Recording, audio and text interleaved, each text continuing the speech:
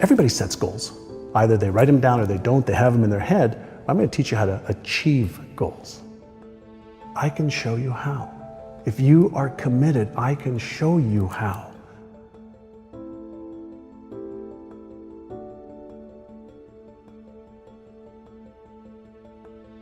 One of the most important things that you can do for yourself is to create a vision for yourself. To who are you going to be in 5 years? What does your life look like? Who's your partner? Who are your friends? Where do you live? Actually taking the time to think about the future in that way, it can really change your life. Because most people are just, they end up just being their circumstances. Oh, I'm here in the ghetto, or I'm here in Russia, or I'm here in this third world country, I will never get out. There's so many stories, as you know, as we all know, where people are able to create miraculous changes in their life once they really set out the vision for themselves of what they want to achieve. Just think of how can you make your life better, and then the reverse engineer of the steps you need to take to get there. I looked at my life at 305 pounds, diagnosed with a brain tumor, pituitary tumor. I was sitting on a beach in Newport. I was just wanted to go get away from anybody, and I'll just sit there with my notebook trying to figure life out. And I saw this screen. I closed my eyes and I saw this screen, and it's like I'm watching my life movie. I'm looking at my life, and I'm like, that movie is terrible. That can't be it. And I said the words, I said, my story isn't over yet, comma. What was my dream before I started thinking about what was realistic in society, big houses or cars or businesses? What was my dream? And my dream was to be an athlete. So what I had to do was I had to create a new algorithm for my life. And to create a new algorithm, it's like starting a new Instagram page. You got to get rid of everything. You got to unfollow everything. And you've got to now tell the computers, the artificial intelligence, that this is what I want you to bring into my life. Feed me this stuff. Feed me this. If you're committed, you will do whatever it takes. You'll let go of your stories. You'll let go of your excuses. You'll let go of all the reasons you currently have that are formulating your identity of yourself. And you'll learn how to let that go and become who you are destined to become.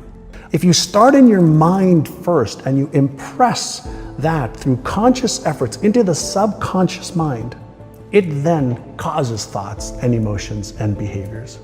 I believe in the law of attraction. I study quantum physics. Is creating the new algorithm for my life was law of attraction. Okay, I'm going to get rid of everything first and foremost. I'm going to reinvent myself. I have to create a life built around me, a business that's built around me that's going to save my life.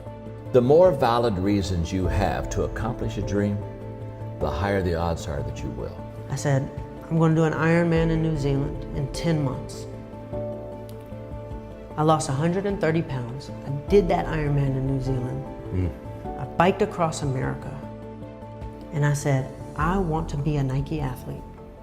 That's how I'm going to be a professional athlete. If I can be a Nike athlete, I can actually make this thing work. But none of their athletes are regular people. They're all these super high performance intense. And I'm like, I'm going to be the one who's that common man, regular athlete. And I said, well, I believe in the law of attraction. If I want to attract Nike into my life, well, what do Nike athletes have?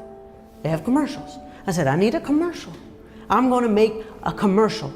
And I titled it the same thing when I was on that beach. I said, my story isn't over yet. And we put it out. And 3 days later, Nike called me. And they said, we don't know who you are, but you have our entire campus in a frenzy. We have to get you up here. Fast forward a few months, I made a commercial called Dream Crazy. It was a fan-made Nike commercial.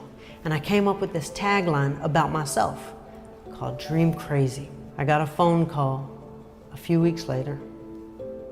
Nike said, we have a surprise for you. There's a big commercial we're working on with Colin Kaepernick, and we want you to be in it. As you follow your dream, it gets bigger. And when it gets bigger, there are more things that you're learning about it that you didn't know when you started.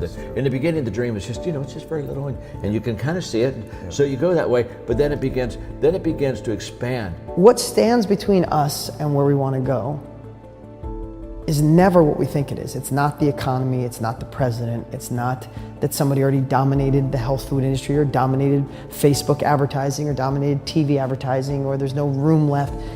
It's never that. It's always the story we tell ourselves on why we can't achieve that.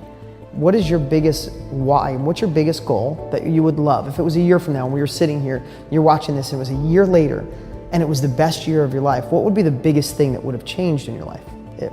From money, income, family, love, intimacy, being a better dad, mom, whatever that is, if you say to yourself, I would love that goal. Like I'd love to have my company doing $1 million a year in net profit so I could have freedom for my family.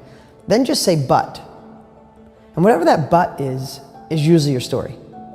It's like, I would love my company to be doing $1 million yet, but I live in a smaller town and there's just not enough people to do it. Or the internet's so saturated, there's no room to advertise on Facebook anymore because everybody and their brother's on. Whatever that story is usually your story, and that's the results you get. Read a book a month, go to events, listen to cassette tapes back then of motivational stuff for motivation, for inspiration, for strategies, for tactics of what to do to raise your level of skill and knowledge. And on your way to work, you listen to those over and over and over and over and over again until you can recite every single one of them. So he taught me the power of repetition.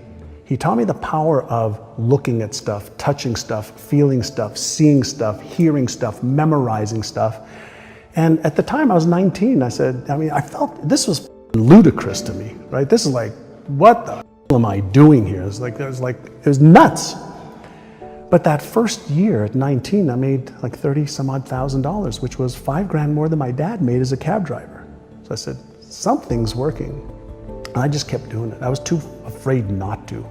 So I kept doing it. In the second year, I made $151,000. Wow. 5 times. Now, in the second year, he started upgrading my knowledge and skills more. So he started to say, okay, instead of doing this now you've graduated to doing this. And he taught me some upgraded skills. And so the combination of training my brain at a young age with beliefs that I wanted to have, he taught me the right habits to have, daily rituals, for goal achievement versus goal setting. And he said, with repetition and emotion and consistency, initially it's hard, and you have to use conscious effort to create the new beliefs. He says, but over 30 days, 60 days, 90 days, 180 days, that new pattern that you're focusing on and paying attention to, your brain basically says, well, I guess you really don't need those old patterns. You keep activating these new ones. Let's just make these ones work and let's make these real. When we feel something, chances are that we're going to release dopamine in the brain, the feel-good neurochemical that activates the reward center of the brain. And chances are if we feel that and we have this positive emotion around it and that neurochemistry is flooding our brain and our body with feel-good chemicals, we're actually activating the motivational center of the brain.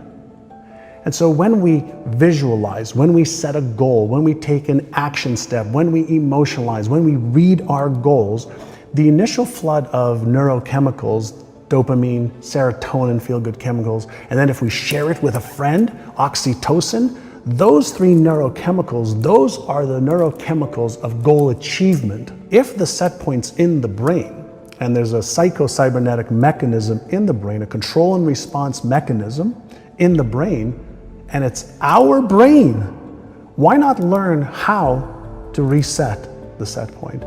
So the harder part of the equation is, why am I not doing the things that I know I should be doing? And why am I not doing the things that I could find out easily how to do?